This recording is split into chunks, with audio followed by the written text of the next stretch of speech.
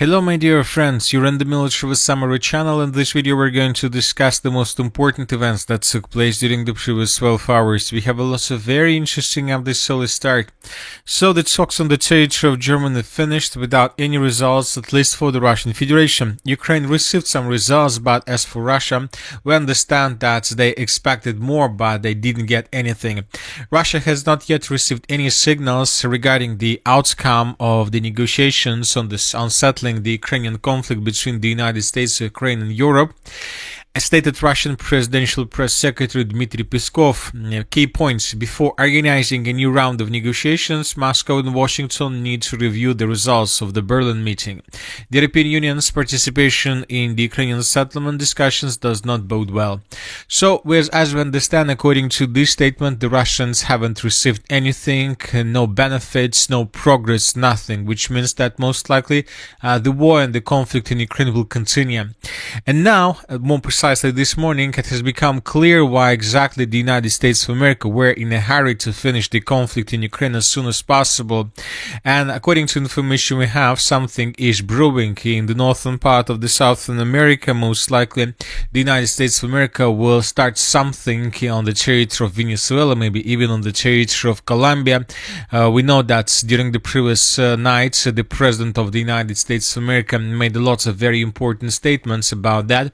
Venezuela is completely surrounded by the largest armada ever assembled in the history of South America. It will only get bigger, and the shock to them will be like nothing they have ever seen before, until such time as they return to the United States of America all of the oil, land, and other assets they have previously stole from us. So the United States of America and the President of the United States of America made a very interesting statement, which means that something big is going to happen here. So that is why the President of States was trying to quit the Ukraine conflict as soon as possible. First, he wanted to settle the conflict peacefully, so he wanted to quit the conflict with the best cards ever, with the best configuration, and maybe to return to Ukraine and to the conflict in Ukraine probably in a year or 2 years when the situation in the Northern America finishes.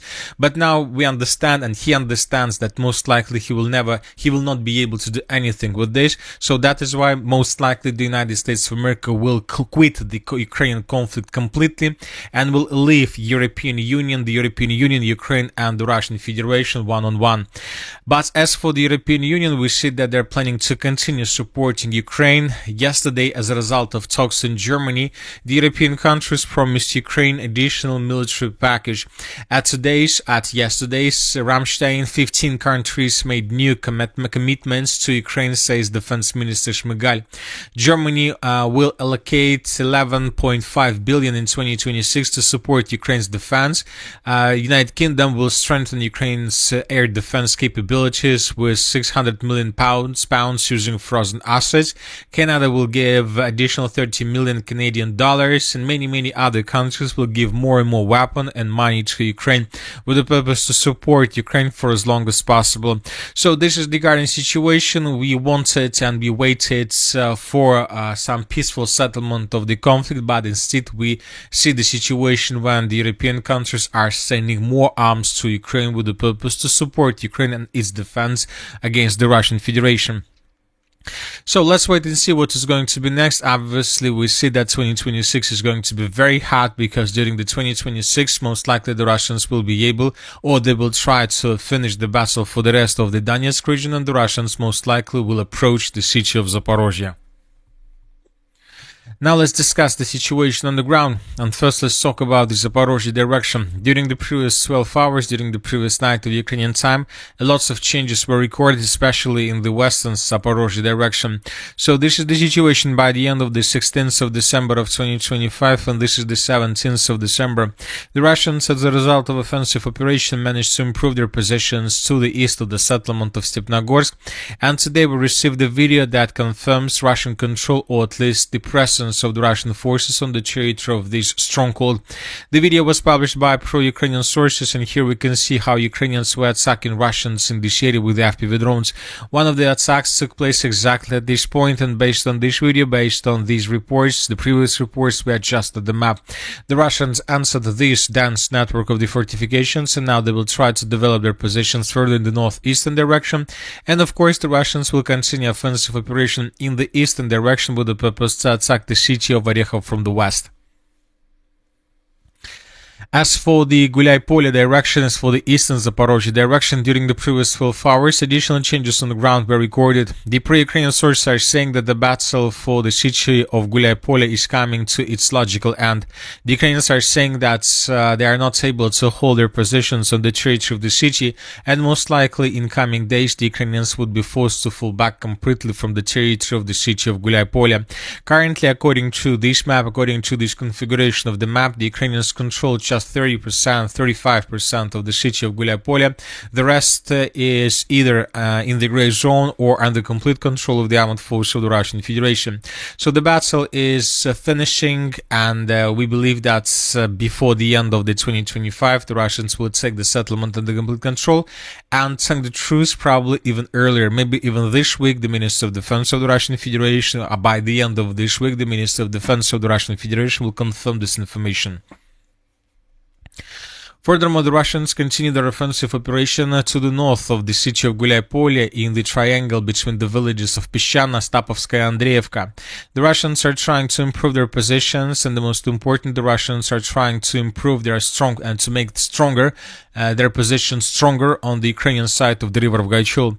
Probably this battle is even more important than the battle for the settlement of Huliaipole, because if Russians are able to take this stage under control and to dig in deeper, this is going to be a very powerful stronghold on the Ukrainian side of the river of Gaichul, and from these positions the Russians will be able to move in any direction.